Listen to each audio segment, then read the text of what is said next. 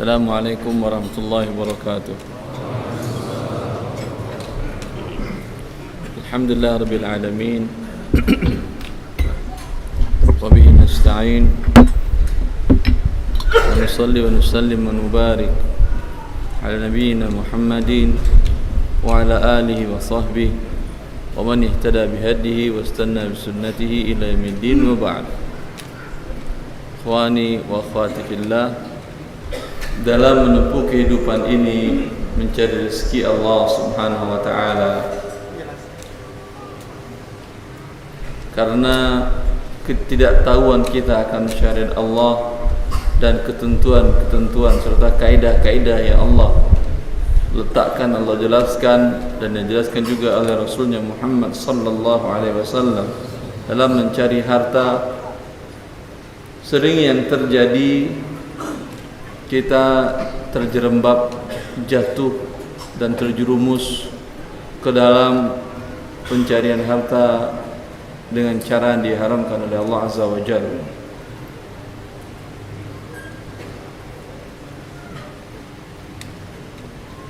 Sering terjadi, bahkan sebagian beberapa kasus yang saya temui di umur-umur pensiun, akan pensiun, ya, atau bahkan setelah pensiun, ternyata puluhan tahun dia bekerja mengalir rezeki dengan cara yang haram. Maka seorang muslim tentu tidak akan bisa bertahan hidup bila dia tahu kondisinya sekarang dalam mencari harta atau profesi pekerjaannya adalah sesuatu yang diharamkan oleh Allah, dia tidak akan berani bertahan. Sampai saya di Pontianak, ada salah seorang ikhwan beritahukan, Ustaz, ini ada teman kita Ustaz. Kenapa beliau? Katanya semenjak mendengar ceramah-ceramah Ustaz di televisi dan di YouTube, 3 hari gak bisa tidur dia Ustaz. Terus carikan solusinya kalau nggak bisa tidur. Bisa dengan obat penenang solusinya? Pasti tidak bisa. Solusinya adalah tinggalkan yang haram tersebut. Kebanyakan manusia takut dalam hal ini. Dia sudah berada di zona aman selama sekian tahun, sekian bulan, sekian tahun berada di zona aman. Kemudian sekarang mulai meninggalkannya dan mulai merintis dari nol. Ada yang berani? Ada.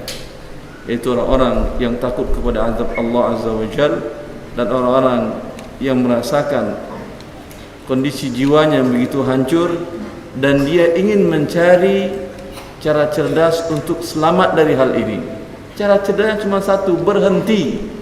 Enggak ada cara tikung sana tikung sini kemudian jadi halal, tidak.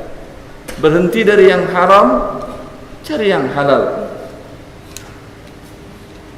Selesai urusannya sudah. Besok tidur dia itu.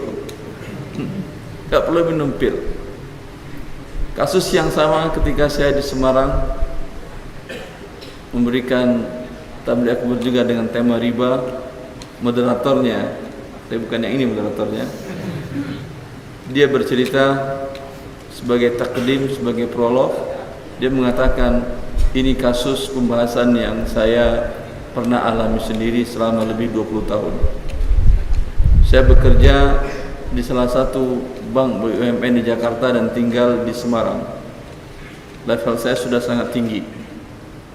Tetapi satu yang tak pernah saya tahu menahu, yang mungkin dengan itu Allah menegur saya, setiap saya mau pergi ke kantor, pasti kepala saya merasa sakit dan saya harus minum Panadol. Artinya lebih dari 20 tahun saya telah minum Panadol untuk menghilangkan rasa sakit kepala. Kemudian alhamdulillah ada yang menasihati, jangan-jangan karena profesi kamu di bidang riba ini sakit kepalamu terasa. Dia sudah berobat ratusan juta, tak satu pun dokter yang mampu mengobatinya. Kemudian dia coba ikuti nasihati temannya tersebut. Jangan-jangan iya gara-gara karena saya bekerja di lembaga riba. Dia ajukan resign dan dia pun berhenti dari posisi yang nyaman dan zona yang aman itu. Lebih dari 20 juta gaji per bulannya. Lalu dia mengatakan terus terang di hadapan jamaah, ratusan jamaah tersebut, dia mengatakan, alhamdulillah, semenjak hari saya berhenti dari pekerjaan itu sampai sekarang tidak pernah minum Panadol. Ini dia solusi cerdasnya untuk menyelesaikan diri dari zona aman tetapi tidak aman dari siksaan Allah Azza wa Jalla. Karena Allah telah menyatakan dalam Al-Quran, alladzina ya'kuluna ar-riba la yaqumuna illa kama yaqumu alladhi yatakhabbathu asy-syaitanu minal mas. Kata Allah, orang-orang yang makan riba, ya, baik untuk mendapatkan rumah atau kendaraan atau pendidikan anak atau kebutuhan lainnya dengan cara riba, kata Allah, dia berdiri bagaikan orang kesurupan. Ibnu Abbas menafsirkan ayat ini dengan bahwasanya nanti di hari kiamat dia berdiri bagaikan orang kesurupan. Tetapi penelitian salah satu profesor jantung di Mesir, di Universitas Al-Qahirah, beliau mengatakan sangat erat hubungan antara tindak laku perbuatan riba dengan penyakit jantung. Dari gambaran ayat ini, orang yang kesurupan biasa tidak normal detak jantungnya, ya, maka ini penelitiannya. Anda mau kesurupan semua karena gara-gara melakukan riba? Betul tidak? Maka solusi cerdasnya berhenti dari ini. Apakah kemudian berhenti Anda dari riba, berhenti kemudian dari hidup berarti? Tidak. Apakah kemudian berhenti dari transaksi riba untuk mendapatkan rumah, sekarang tinggal di kolong jembatan? Tidak. Apakah kemudian berhenti dari melakukan transaksi riba untuk mendapatkan kendaraan roda 2, sekarang Anda punya kendaraan roda 1? Juga tidak. Apa kendaraan roda 1 ini? Wallahu a'lam, apa enggak tahu saya. Yang penting walhasil tidak akan berakhir hidup ini, ya akhi. Tidak akan wafat Anda. Salah seorang yang bertaubat dari riba ini, dari zona aman juga dia, lebih dari 25 per bulan gajinya dia, kemudian dia berhenti, mulai merintis jualan kecil-kecilan hidupnya. Tapi ketika saya tanyakan, apa perasaan Anda dengan kondisi sekarang? Kata dia, memang dari segi finansial Ustaz, kita mesti bersabar. Tapi ada satu sisi dari ruang hati saya dan keluarga dan anak-anak yang tidak bisa dibeli dengan uang. Yang ini yang saya rasakan. Oleh karena itu saya tanyakan, menyesalkah Anda resign dari posisi puncak di sebuah karir di sebuah bank riba, hidup dengan apa adanya sekarang dengan mencari rezeki Allah, mulai bisnis dari awal, dagangan kecil-kecilan? Dia mengatakan, saya tidak pernah menyesal Ustaz, karena tidak mungkin orang dalam kebahagiaan menyesal dalam kehidupan.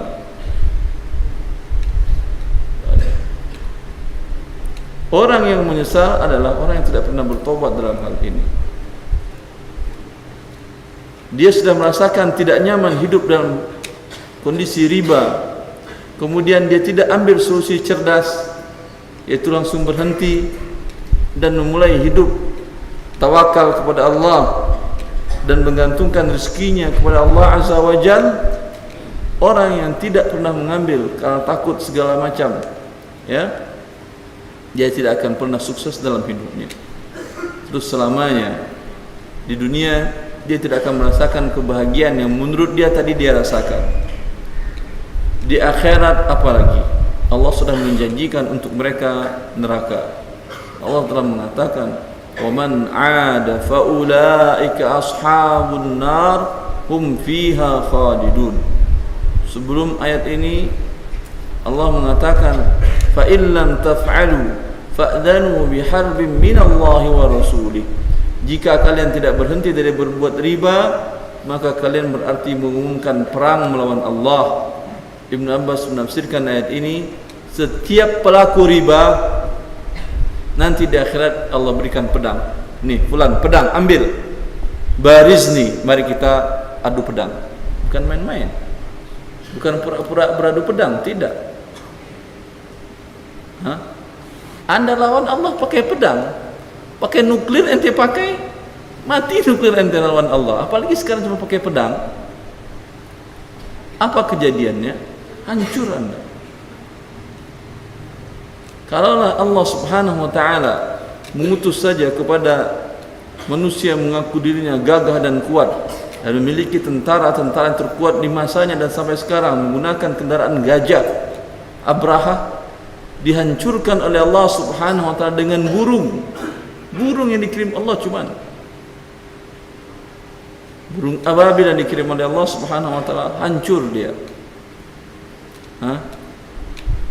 Apalagi Anda dengan peralatan perang yang tidak ada, tidak punya kendaraan gajah, juga tidak segagah Abraha, sekarang mau melawan Allah Subhanahu wa taala, berperang seperti yang Allah sendiri yang nantang.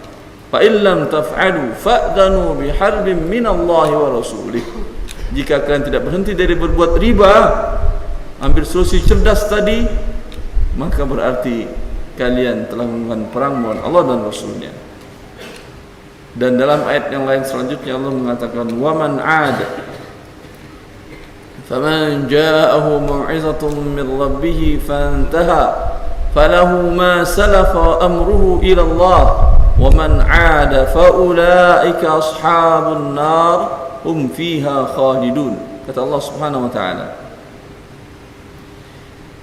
dia dulu tidak tahu bahwa perbuatannya ini adalah perbuatan riba. Kemudian datang peringatan Allah, sekarang alhamdulillah tahu. Ada bukunya, ada ceramahnya, yakin dia sudah Allah melakukan riba. Solusi cerdas yang harus diambil, kata Allah, fantaha, berhenti di saat itu juga. Tidak ada jeda waktu. Atur dulu pensiun, selesaikan dulu kasus ini, kasus itu, tidak. Ada salah seorang jemaah yang bertanya, Ustaz, saya ingin taubat dari riba karena memang betul seperti yang Ustaz katakan, tidak nyaman hidup dengan riba itu. Tapi saya mau atur dulu Ustaz, masa depan saya dan anak-anak saya. Baik. Kalau besok Anda sebelum aturan selesai Anda mati, apa yang terjadi? Sudah bertaubat? Ya belum. Kemana Anda tempatnya? Allah sudah janjikan neraka. Tapi kalau langsung berhenti, resign, ajukan surat pemberhentian.